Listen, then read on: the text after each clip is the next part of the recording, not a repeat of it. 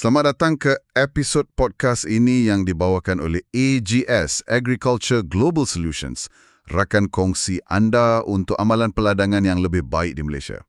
Hari ini kita ada satu perbincangan yang sangat dekat dengan realiti harian kita semua. Terutamanya untuk anda yang bangun seawal pagi menguruskan kebun kelapa sawit. Ya, betul tu. Dalam industri kita ni kan, kita selalu disajikan dengan frasa amalan pengurusan terbaik. Ia macam satu rujukan wajib bagi semua peladang.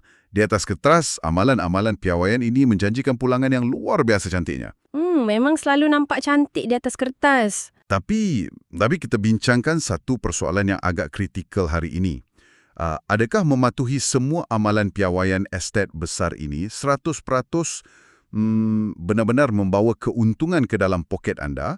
Atau adakah ia sekadar mencantikkan pemandangan ladang secara fizikal tetapi senyap-senyap memakan kos operasi dan mengeringkan simpanan anda? Persoalan itu memang sangat relevan sekarang ini. Terutamanya apabila kita bercakap tentang memaksimumkan margin keuntungan yang sentiasa terhimpit. Untuk perbincangan kita hari ini, kita akan merujuk kepada satu kajian saintifik yang sangat terperinci dan menyeluruh. Menarik.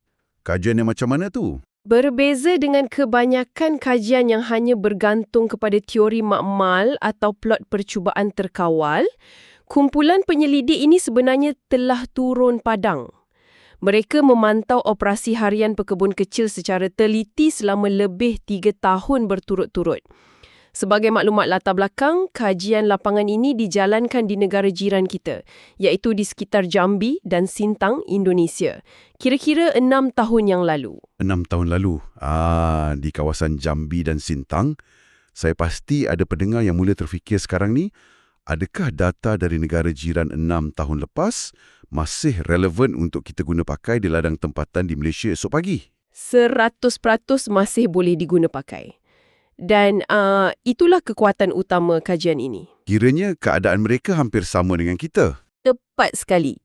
Jika kita lihat dari sudut fisiologi tanaman dan realiti operasi, keadaan yang dikaji itu adalah cerminan tepat kepada cabaran yang anda hadapi di Malaysia sekarang. Kita berkongsi corak cuaca tropika yang sama. Ada musim tengkujuh dan kemarau yang tidak menentu. Ya, macam fenomena El Nino yang selalu kita hadapi tu. Betul. Kita juga berdepan dengan kekangan kritikal yang serupa. Contohnya, kesukaran mendapatkan tenaga buruh mahir yang cekap untuk kerja menuai. Dan yang paling penting, realiti keuangan pekebun kecil, di mana harga input macam baja sentiasa berisiko memakan keseluruhan margin keuntungan apabila harga pasaran menjunam. Jadi pemboleh ubah dia sentiasa konsisten dengan apa yang berlaku di Malaysia. Ya, corak tingkah laku tanaman dan fakta ekonomi yang ditemui dalam kajian ini sangat tepat untuk dijadikan panduan bagi keadaan pekebun kecil di Malaysia pada masa kini. Maknanya, misi perbincangan kita hari ini sangat objektif. Kami mahu membantu anda membuat keputusan pengurusan yang lebih tajam dan menguntungkan. Betul, itu matlamat utama kita. Kita akan rungkai penemuan kajian ini untuk mengenal pasti tindakan mana yang benar-benar melonjakkan angka hasil yang kita sentiasa ukur dalam kiraan MTA. Dan tindakan mana pula yang sekadar mitos atau pembaziran wang titik peluh anda. Kalau kita lihat realiti sebenar di ladang-ladang tempatan sekarang, kos operasi memang amat menekan. Sangat menekan. Harga baja sentiasa ada turun naiknya. Kadang-kala melambung tinggi akibat rantaian bekalan global. Tambahan pula kos opah pekerja sentiasa meningkat. Dalam tekanan sebegini, memang wujud kecenderungan dalam kalangan pekebun kecil untuk berfikir macam ni. Kalau aku nak hasil tinggi, aku wajib tiru bulat-bulat jadual baja syarikat perladangan gergasi. Pemikiran sebegitu memang sangat biasa wujud.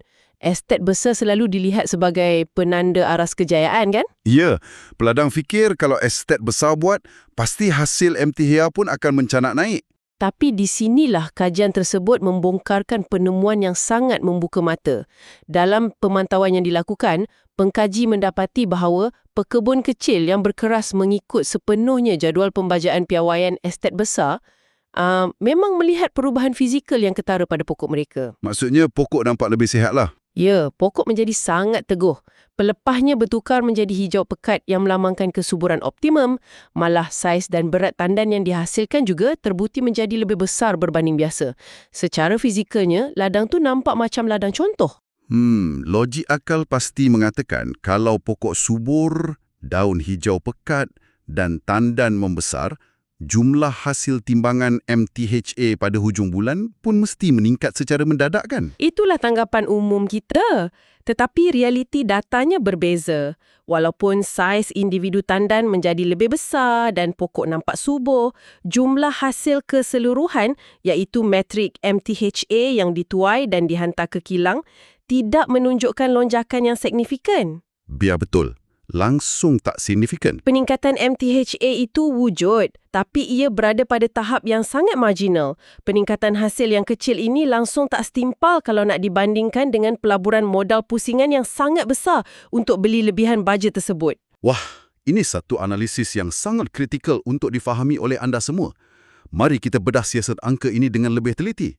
Kalau kita rujuk kembali data kawasan pemantauan tu, purata hasil bagi ladang yang diurus dengan amalan asas yang baik sudah pun berada pada tahap 22.4 MTHA. Ya, angka tu memang dah wujud secara purata. Pada pandangan saya, angka 22.4 MTHA bagi seorang pekebun kecil bebas adalah satu penanda aras yang sangat memuaskan dan menguntungkan. Tepat sekali. Angka 22.4 MTHA itu sangat penting. Ia membawa kita kepada satu prinsip asas ekonomi pertanian, iaitu hukum pulangan berkurangan. Boleh terangkan sikit macam mana hukum tu berfungsi di ladang? Boleh. Jika ladang anda dah capai tahap pengurusan yang stabil dan hasil anda dah berada di sekitar 22.4 MTHA, pokok tersebut secara genetik dan fisiologinya telah pun menghampiri kapasiti pengeluaran optimum. Ini berdasarkan keadaan fizikal tanah dan pulata taburan hujan tempatan. Jadi pokok tu dah pada tahap maksimum lah kiranya. Betul. Apabila anda cuba paksa pengeluaran melebihi titik siling ini dengan lambakan baja tambahan, pokok tak akan melipat gandakan hasil secara berkadar terus. Akar pokok hanya akan serap apa yang ia perlukan. Pokok jadi lebih gempal, tandan sedikit lebih berat, tapi peningkatannya terlalu kecil untuk menampung kos bahan input kimia tadi. Pulangan ekonomi anda sebenarnya makin mengecil. Maknanya kita sedang melihat situasi di mana usaha keras mengejar hasil maksimum telah memakan diri.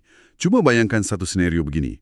Anda mahu naikkan hasil dari 22.4 MTH kepada 25 MTHR semata-mata nak pecahkan rekod peribadi. Ya, selalu berlaku macam ni. Anda mungkin terpaksa berbelanja tambahan sebanyak RM2,000 sehektar setahun untuk jadual baja intensif.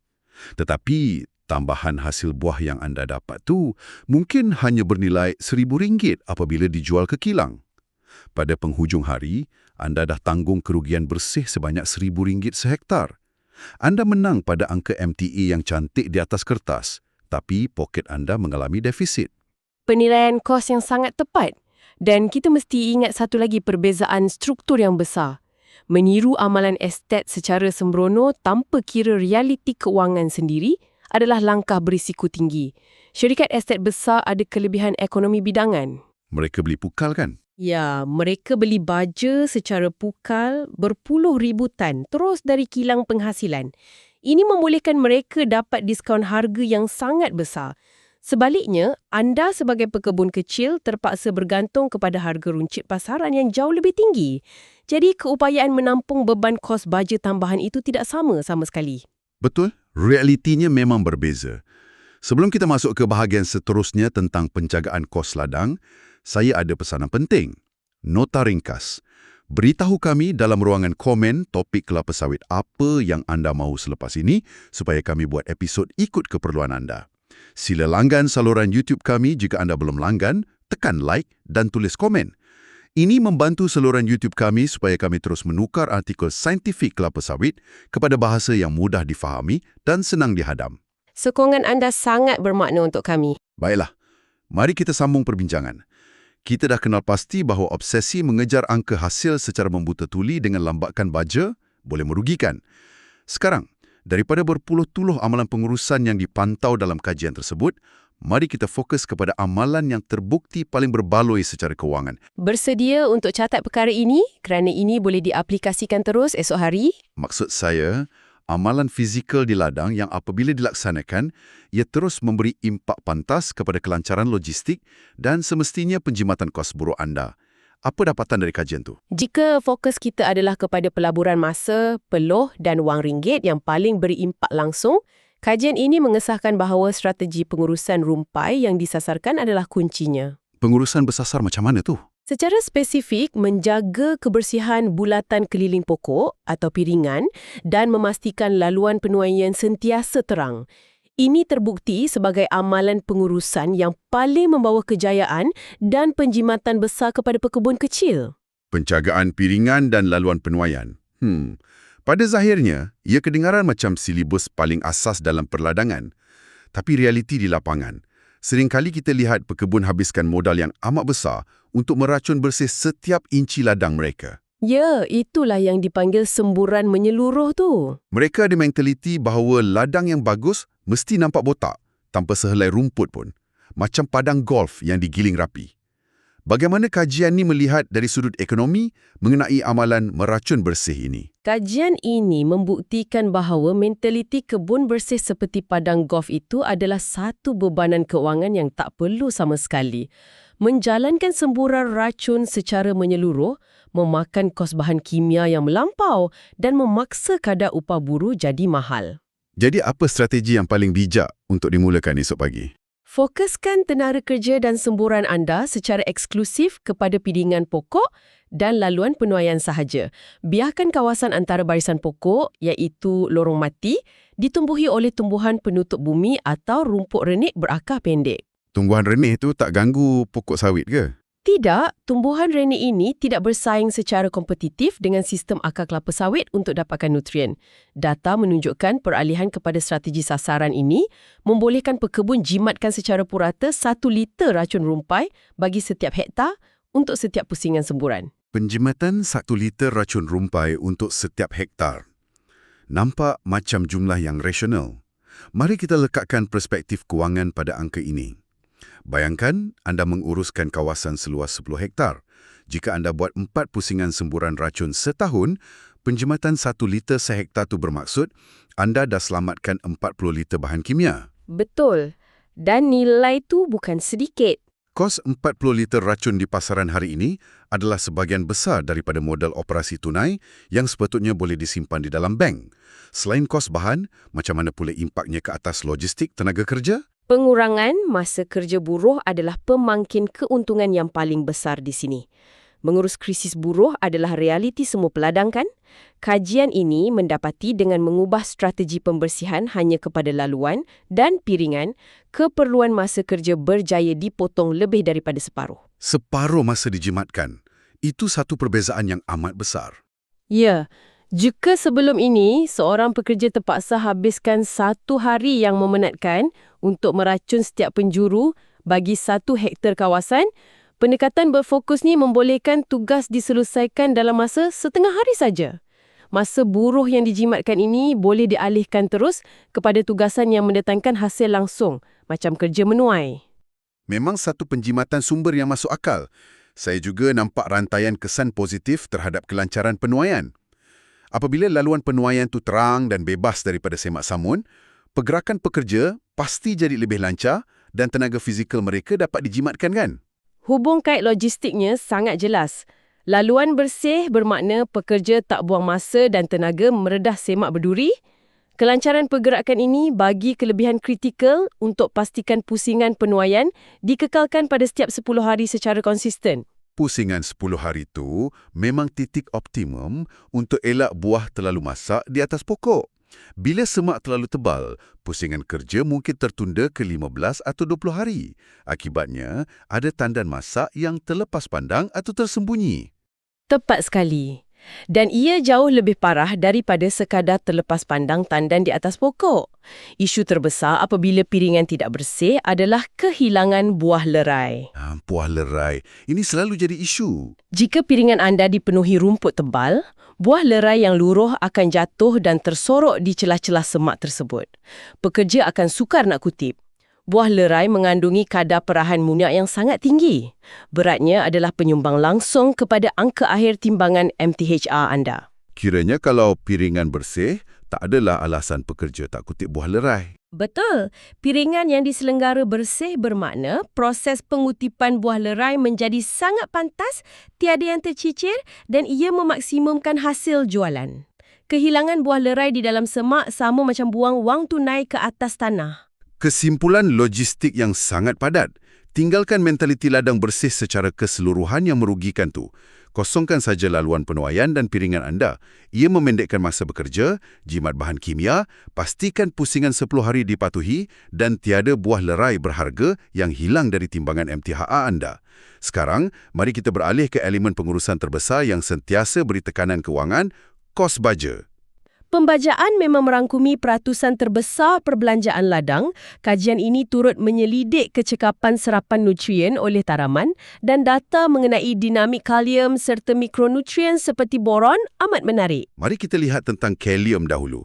Apa penemuannya? Kajian mendedahkan satu keadaan yang agak bertentangan dengan sangkaan umum peladang. Walaupun rekod menunjukkan pekebun telah mohon baja kalium dalam kuantiti yang tinggi dan ikut jadual selama lebih 3 tahun, peratusan kalium dalam pelepah pokok masih di bawah tahap mencukupi. Tunggu sebentar, ini satu realiti yang pahit untuk ditelan. Bayangkan ribuan ringgit modal dah dikeluarkan beli baja kalium selama 3 tahun berturut-turut. Pokok masih gagal dapat nutrien tu. Kemana perginya bajet tu kalau ia tak masuk ke dalam pokok? Itulah persoalannya. Situasi ini membuktikan betapa kompleksnya sistem biologi tanah. Pembajaan bukan sekadar proses mekanikal di mana anda masuk bahan dan harap ia diserap 100%. Kunci masalahnya bukan pada jumlah baja, tapi komposisi kimia tanah kawasan tersebut. Boleh jelaskan lebih lanjut tentang interaksi kimia tanah tu? Sistem akar pokok ada pintu masuk untuk nutrien. Masalah timbul akibat fenomena di mana nutrien saling bersaing. Contohnya, jika tanah di ladang anda ada kalsium yang terlalu tinggi secara semula jadi, ion kalsium ini akan menguasai pintu masuk akar. Ia secara agresif menyekat kalsium daripada diserap. Walaupun anda tabur bergunung baja kalsium di pangkal pokok, pintu akar telah pun terkunci rapat oleh kalsium. Penerangan yang sangat membuka minda. Maknanya, tindakan automatik pekebun yang terus tambah dos baja setiap kali pokok nampak kurang subur adalah kesilapan kewangan yang fatal. Betul. Kalau baja dah diberi tapi tak ada tindak balas, langkah rasional bukan beli lebih banyak baja. Siasat masalah asalnya dulu. Adakah wujud isu halanan kalsium tadi? Jika struktur tanah tak dibaiki, segala baja yang ditabur meresap sia-sia tanpa pulangan. Anda patut analisis tanah dulu sebelum berbelanja. Sekarang, mari kita bandingkan kalium yang sukar diserap itu dengan elemen boron. Macam mana pula dengan boron? Boron memamerkan sifat serapan yang bertentangan sepenuhnya. Data menunjukkan peratusan boron dalam sistem pokok melonjak mendadak sejurus lepas ia diletakkan di ladang. Fisiologi pokok sawit secara semula jadinya menyedut boron dengan kadar yang amat pantas. Bila kita dengar pokok cepat serap boron, naluri peladang pasti berfikir letak lebih sikit supaya pokok lebih cepat subur. Tapi melihat kepada kepantasan tindak balas ni, pasti ada risiko tersembunyi kalau tersilap langkah kan? Memang ada risiko besar. Sifat boron yang diserap pantas bermakna margin kesilapannya sangat nipis. Memohon boron melebihi sukatan bukan sekadar membazir, malah ia mengundang risiko ketoksikan yang serius. Boron boleh meracun pokok kalau terlebih. Ya, boron hanya diperlukan dalam kuantiti yang sangat kecil untuk bantu pembentukan buah. Apabila dos berlebihan, ia bertukar jadi ejen toksik yang merosakkan sel, menyebabkan kecacatan daun pelepah dan merencatkan pengeluaran hasil. Disiplin aplikasi yang ketat adalah wajib. Jadi pengurusan input kimia memang menuntut keseimbangan yang halus. Kalium perlukan kefahaman struktur tanah. Boron pula perlukan kawalan dos yang ketat. Kita dah bincang panjang tentang kos baja sintetik. Tapi, ada satu sumber nutrien percuma di ladang yang sering diabaikan, iaitu pelepah yang dicantas. Boleh kita bincangkan hal ini? Potensi pelepah sawit adalah satu aspek yang sangat kuat. Setiap kali penuaian atau pencantasan berlaku, banyak biomas dijatuhkan ke tanah. Malangnya, ramai biarkan pelepah ni berselerak atau dibuang rawak. Kajian ini menyokong amalan menyusun pelepas secara sistematik berbentuk U atau L di kawasan lorong mati. Menyusun pelepah bertingkat di lorong mati ni bagi kelebihan yang macam mana? Ia beri kelebihan berganda. Pertama, bahan organik pelepah ini akan melalui proses penguraian beransur-ansur membebaskan nutrien kembali ke tanah. Ini ibarat bekalan berterusan yang mampu menggantikan sejumlah baja sintetik setiap tahun. Nilai gantian baja tu dah cukup meyakinkan. Saya juga percaya ia mainkan peranan kritikal untuk pelihara kelembaban tanah waktu musim kemarau. Benar, timbunan pelepah bertindak sebagai sungkupan raksasa. Ia kurangkan penyejatan air akibat bahang matahari, mengekalkan kelembapan pada zon akar. Pada musim tengkujuh pula, susunan ini bertindak sebagai penghadang fizikal yang memperlahankan larian air hujan di permukaan. Ia halang lapisan tanah atas yang kaya nutrien daripada hanyut ke dalam parit. Semua pelindung biologi ini terbina secara percuma kan? Cuma perlukan sedikit pengawasan untuk pastikan pekerja susun pelepah pada tempat yang ditetapkan. Kita dapat baja organik dan pemeliharaan tanah secara serentak. Sangat komprehensif perbincangan kita hari ini. Kita mula dengan memecahkan mitos tentang jadual baja estet besar. Kemudian kita beralih kepada strategi piringan bagi jimatkan kos dan rungkai logik penyerapan nutrien. Ya, intipati perbincangan ini bawa kita kembali kepada objektif fundamental pengurusan ladang, iaitu mencari titik kecekapan di mana setiap ringgit modal yang disuntik mampu berikan pulangan margin yang optimum, bukan sekadar kejar angka MTHA yang tinggi secara membuta tuli. Tepat sekali. Sebagai penutup sesi kita hari ini, saya ada satu persoalan untuk anda fikirkan sambil merancang kerja ladang esok. Adakah amalan perbelanjaan anda selama ini didorong semata-mata untuk memberi makan kepada pokok supaya kebun kelihatan hijau menyamai estet gergasi? Atau adakah niat utama perbelanjaan anda adalah untuk memastikan wang masuk kembali dan memberi makan kepada saiz dompet anda sendiri? Kadang-kala, mengekalkan amalan pengurusan asas dengan penuh ketelitian adalah formula yang jauh lebih menjamin keuntungan berbanding mengejar rekod hasil yang memudaratkan aliran tunai. Ingat untuk melawat pembantu pertanian AI kami di cropdrive.ai untuk mengetahui lebih lanjut cara meningkatkan hasil sawit dan pendapatan anda.